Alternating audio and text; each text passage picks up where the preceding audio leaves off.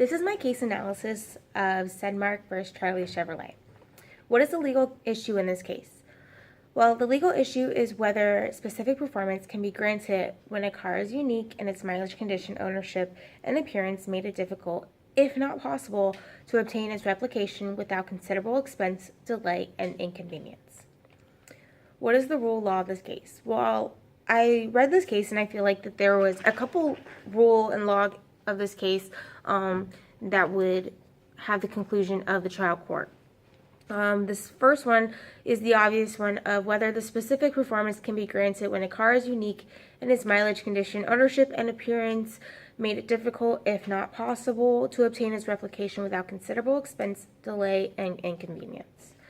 Another one was under the code, part payment takes this case out of the statute only to the extent for which payment has been made.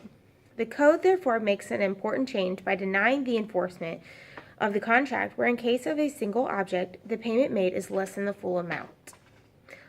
And the purpose of the statute of frauds is to prevent the enforcement of alleged promises that were never made.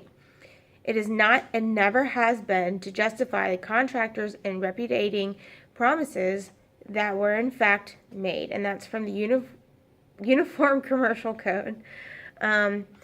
What is the court's analysis and rationale?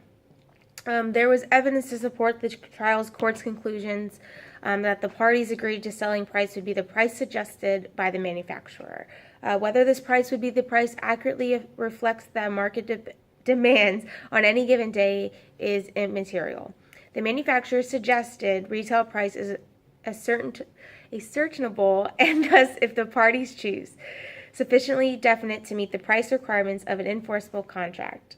Court affirmed, holding that failure to specify the selling price did not render the contract void or voidable.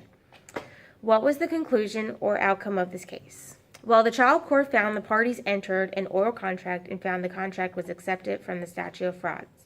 The court then ordered Charlie's to make the automobile available for delivery to the Sedmaks.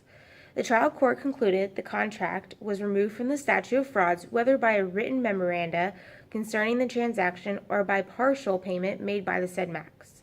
The plaintiffs had no adequate remedy at law and thus were entitled to specific performance.